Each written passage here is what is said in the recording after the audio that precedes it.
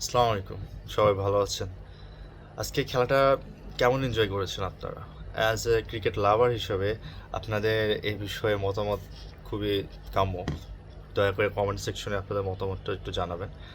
আমাদের আজকে বাংলাদেশের খেলাটার ধরন দেখে মনে হয়েছে যে যদি বাংলাদেশের কিছু প্লেয়ারটাকে ব্যাট দিয়ে সবার সামনে যদি তাদের পশ্চাৎ দেশে আঘাত করা যেত, তাহলে হয়তো কিছু একটা আউটপুট আমরা আশা করতে পারতাম। আর এই অর্থবহ ইউজলেস ক্রিকেট বোর্ড, কোচ এবং আমাদের ক্যাপ্টেন এবং কিছু প্লেয়ারদের দায়িত্ব জ্ঞানহীনতার কারণে আমরা আজ সেমিফাইনাল থেকে কিন্তু বঞ্চিত হলাম। ইতিপূর্বে এরকম অনেক সুযোগ কিন্তু আমরা হাতছাড়া করেছি, যে কারণে ওই সকল পয়েন্টের ক্ষেত্রে কোনো স্টেপ নেওয়া হয়নি। অ্যাজ এ রেজাল্ট তার ফলাফলটা আজকে আবারও দেখলাম। আফগানিস্তানের যে খেলাটা আমাদেরকে সবচেয়ে বেশি টাচ করেছে, তাদের দায়বদ্ধতা, প্যাশনেট এবং লেগে থাকার যে মানসিকতা, কনফিডেন্স, এরা আসলে কিন্তু অনন্য। আফগানিস্তান জানতো যে আজকের এই ম্যাচটা অ্যানি হাও তারা যদি ফিট করতে পারে, তাহলে কিন্তু তাদের স্বপ্ন পূরণের একটা স্টেপ চলে গেল। একই সঙ্গে আজকের এই ম্যাচ কিন্তু ইন্ডিয়ার জন্য খুব উপকারী ছিল, কারণ যদি আজকের এই ম্যাচে বাংলাদেশ জিততো 12.1 ওভারের মধ্যে বা পরে, তাহলে কিন্তু তাদের জন্য খুবই সুবিধা হতো। আবার একই অর্থে যদি বাংলাদেশ একটু ক্লোজ নিয়ে জিততো, তাহলে কিন্তু ইন্ডিয়ার জন্য বিপদ হতো, কারণ অস্ট্রেলিয়া কিন্তু তখন কোয়ালিফাই করতো। আর অস্ট্রেলিয়া এমন একটা টিম, আপনি যদি কোনো স্নেককে সামান্য পরিমাণ যদি সুযোগ দেন, সে কখনোই সেটা ছাড়বে না। অস্ট্রেলিয়া হলো সেই টিম যে একটা সুযোগ যদি সে পেয়ে যায়, তাহলে কিন্তু সেই সুযোগের ফল কি হতে পারে সেটা ইন্ডিয়ার থেকে ভালো কে জানে। 2003 এবং 2023 লাস্ট ওয়ার্ল্ড কাপ তার প্রমাণ। একই অর্থে 2021 সাল, যেটা পাকিস্তান অস্ট্রেলিয়া T20 ম্যাচের ক্ষেত্রে যেটা আমরা দেখেছি, আফ্রিদিকে 3টা 6 মারা এবং ক্যাচ মিস করা।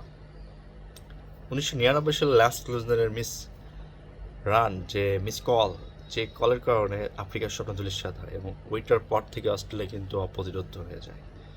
এটা কিন্তু সেই টিম, কারণ অস্ট্রেলিয়ার ব্লাডে এই জিনিসগুলো কিন্তু লেখা থাকে, ইনজেক্ট করা থাকে, যেটা আমাদের দেশের প্লেয়ারের ক্ষেত্রে এই জিনিসটা আমরা কখনোই দেখি না।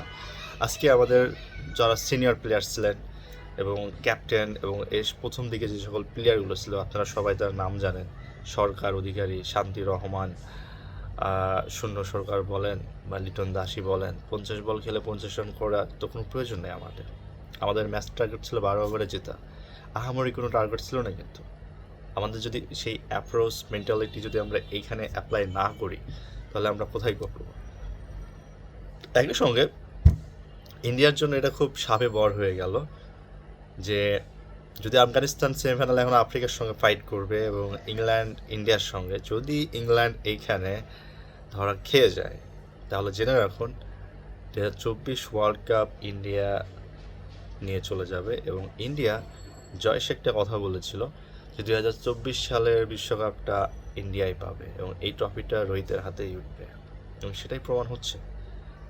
সিনারি যেভাবে আমাদেরকে ট্রান করছে, আপনারা সেটা দেখতেই পাবেন আমরা কতটা গুটিমধ্য হয়ে গেছি। আফগানিস্তানে কিছু প্লেয়ার আছে ইন্ডিয়ার সঙ্গে খেললেই রান করে না, কিন্তু এটার কারণ আপনারা বোঝা উচিত। যদি বোঝা না থাকেন, তাহলে সকালবেলা অবশ্যই ঘি খাবেন। ঘি আপনার ব্রেন আউট করতে সহায়তা করে এবং এটা ব্রেইন ফুড। আলহামদুলিল্লাহ, খুব দারুণ একটা খাবার। আমাদের বাংলাদেশের এই কোচ প্যানেল, বিশেষ করে হাতুড়ি সিং এবং আমাদের বিসিবি কর্মকর্তা প্যানেলটাকে সমূলে মুছে ফেলা উচিত এবং মুছে ফেলতে হবে, যদি আমরা আমাদের টিমকে নিয়ে আশাবাদী হই। সামনে এরকম অন্য অনেক কিছু নিয়ে যদি আমাদের মধ্যে উচ্ছ্বাস বলেন, আশা বলেন, নিরাশা বলেন, এভরিথিং তারা কিন্তু পূর্ণ করতে কিছুটা হলেও পারবে। মেন্টালিটি, অ্যাপ্রোচ জিনিসগুলো খুব ইম্পর্টেন্ট। আমি জানি যে আজকে আমার হারানোর কিছু নেই, তার মানে আমাকে 100% দিতে হবে। যদি আমি দিই ভালো, না হলে না। কিন্তু আফগানিস্তানের ক্ষেত্রে দেখেন তারা কতটা কনফিডেন্স ছিল, এই 115 রান স্কোর করেও তারা কিন্তু আমাদেরকে বিট করলো। একই সঙ্গে তাদের কমিটমেন্ট এবং তাদের যে লেগে থাকা, এটা আসলেও কিন্তু অসাধারণ একটা পারফরমেন্স দেখলাম আমরা আফগানিস্তান থেকে, যেটা অস্ট্রেলিয়ার সঙ্গে তারা করেছিল। এবং অস্ট্রেলিয়ার এখানে একটা শিক্ষা রয়েছে আমার মনে হয়, কখনোই অহংকার করতে নেই।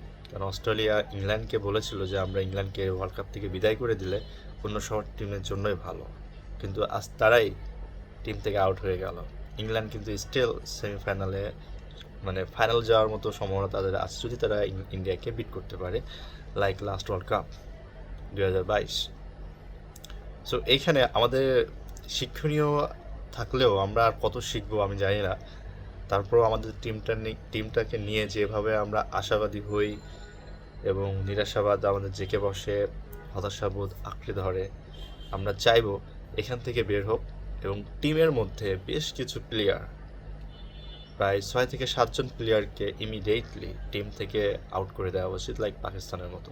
কারণ পাকিস্তানের অলরেডি টিমটা 3 থেকে 4টা গ্রুপে পরিণত হয়ে গেছে। আমাদের টিম থেকেও এরকম সিনিয়রদের যাওয়া উচিত, একই সঙ্গে ক্যাপ্টেন এবং প্রথম সারির কিছু ব্যাটসম্যানগুলোকে অবশ্যই চিরতরে রিমুভ করা উচিত। কারণ এদেরকে আর সুযোগ দেওয়াটা মানে সুযোগেরই অপমান হওয়া। আমাদের দেশে ক্রিকেট কবে ভালো হবে একমাত্র উপরওয়ালা ভালো জানেন। যদি আমাদের ম্যানেজমেন্ট প্যানেল 1,000 কোটি টাকা ডিপোজিট রেখে যদি আমাদের এই অবস্থা হয়, তাহলে এই টিম না থাকাই ভালো। কারণ আমরা যদি টাকা ইনকাম করার জন্যই যদি খেলে থাকি, তাহলে টিমের জেতার প্রয়োজন নেই।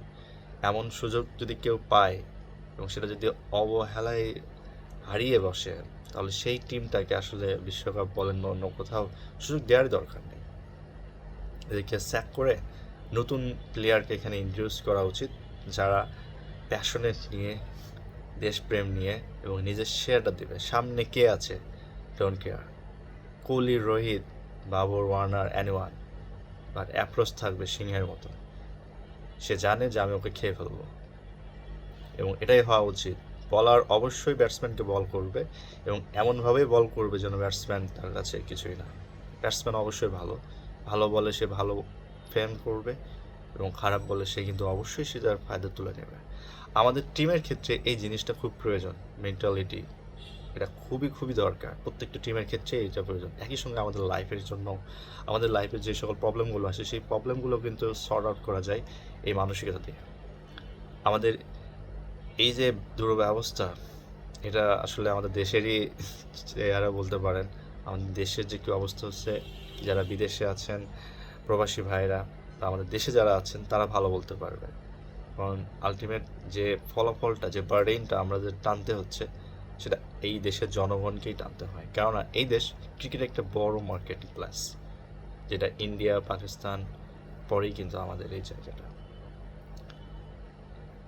সমর্থন রাখুন, সাহস রাখুন, আর অবশ্যই আপনার অ্যাপ্রোচটাকে স্ট্রং করুন, যেন 115 স্কোর নিয়ে জিতে যায় এমন নয়, 100 রান করেও যেন আমরা জিততে পারি, এরকম স্ট্রং মেন্টালিটি যেন থাকে। সবাই ভালো থাকবেন। আসসালামু আলাইকুম।